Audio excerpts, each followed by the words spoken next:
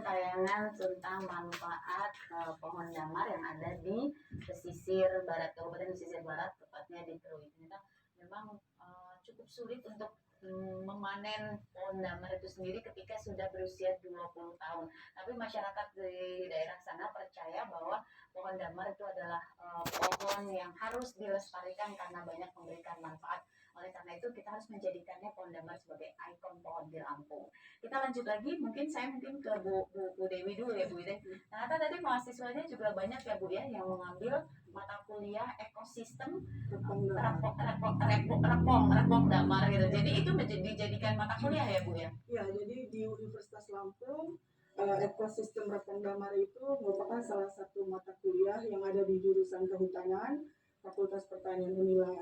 Kemudian di semester ganjil ini 2020 ada program dari pemerintah, dari Mas Menteri Pendidikan dan Kebudayaan untuk Merdeka Belajar di kampus, dan salah satu programnya itu adalah Permata Sakti. Dan adik-adik yang tadi tayang di kita tadi itu adalah mahasiswa-mahasiswi dari seluruh Indonesia yang mengambil mata kuliah ekosistem repong damar. Jadi dari 900-an mata kuliah di Fakultas Pertanian, satu diunggulkan, yaitu mata kuliah ekosistem repong damar ini untuk diambil oleh seluruh mahasiswa di Indonesia. Ya, seperti itu. Apa saja Pak Afif yang dipelajari di mata kuliah ekosistem repong damar? Dari aspek bermacam-macam, aspek ekologis, aspek budaya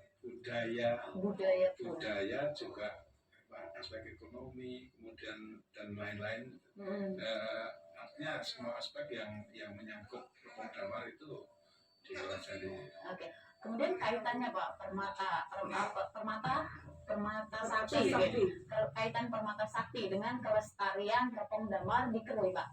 Ya, kalau ya secara langsung nggak ada, tapi kita memperkenalkan kepada masyarakat pendidikan di seluruh Indonesia, inilah repong damar di Lampung yang menjadi ikon di Lampung, sehingga harapannya informasi ini bisa menyebar ke seluruh masyarakat Indonesia. Oke, jadi dengan adanya program Permata Sakti 2020 ini, di mana program ini kita memperkenalkan kepada seluruh mahasiswa bahkan dunia bahwa kita punya ekosistem repong damar. Salah satu tujuannya mungkin bisa dibilang itu untuk melestarikan kelestarian repong damar begitu Pak? Ya, secara tidak langsung seperti itu. Kalau secara langsung kan mereka menanam itu dan melestarikan itu dengan melakukan penanaman untuk menyulam yang roboh atau yang sudah tua. Oke. Tadi Bapak sudah sampaikan di awal dari aspek ekologi bahwasanya memang kualitasnya repong damar ini di Krui atau di pesisir barat dengan wilayah Indonesia lain itu berbeda Pak? Berbeda, karena setiap daerah itu kan mempunyai ciri khas, artinya jenis tanamannya juga berbeda-beda satu dengan yang lainnya. Yang ada di Lampung ini yang di Krui itu ya repong damar. Sebetulnya tanaman yang lain juga masih banyak, karena selain damar pun juga masih banyak tanaman pohon-pohon yang lain gitu. Oke. Artinya dengan kata lain pohon repong damar ini juga bisa tumbuh ya Pak ya? Jadi tidak hanya di Lampung, di daerah wilayah provinsi lain pun bisa tumbuh, hanya memiliki kualitas yang berbeda-beda gitu. Apakah sudah ada penelitian seperti itu Pak, bahwa repong damar dari pesisir barat kualitas terbaik dibanding repong damar yang ditanam di provinsi lain di Indonesia? Sudah ada penelitiannya. Oke. Kemudian apa nih Pak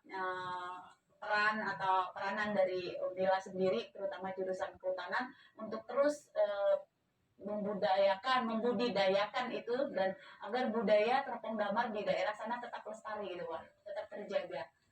Kalau kita kan melakukan penelitian secara rutin itu tiap tahun itu kita membuat laporan penelitian yang secara rutin di sana. Kemudian juga setiap tahun kita juga mengajak mahasiswa kehutanan di sana, sehingga harapannya masyarakat sana pun juga akan melestarikan itu. Oke. Jadi saya sambung lagi ke Bu Dewi, kemudian Bu Dewi balik lagi ke Permata Sakti lagi gitu. sudah berapa lama Bu? Ini kan baru 2020 nih. Iya, iya. Apakah sudah terasa manfaatnya gitu Bu dengan adanya program Permata Sakti ini? Kebetulan 2020 ini kita kan pandemi COVID-19. Iya. Jadi belum maksimal jalannya ya Bu ya? Sebetulnya Permata ini tahun 2019 itu Pak Menteri ya. Tetapi kalau Permata itu kan pertukaran mahasiswa tanah air Nusantara, kemudian saktinya itu singkatan dari sistem alih kredit dengan teknologi informasi. Jadi Permata Sakti. Nah, di tahun 2020 ini karena pandemi COVID-19 jadi online semua. Padahal tahun sebelumnya itu mereka datang ke universitas yang mereka pilih. Jadi lebih langsung gitu. Langsung. Jadi kalau misalnya kita ke lapangan, kalau nggak pandemi COVID-19 itu ada tuh kita bawa ke Kerui gitu. Kita suruh nanam gitu ya.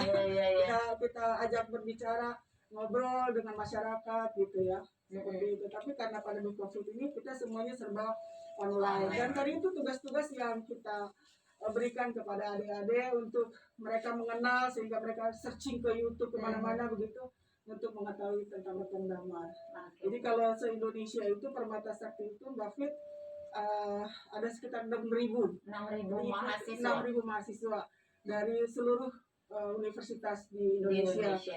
Kemudian Unila menerima 111 mahasiswa dan mahasiswa yang Unila yang keluar ke universitas di seluruh Indonesia itu ada 167 mahasiswa.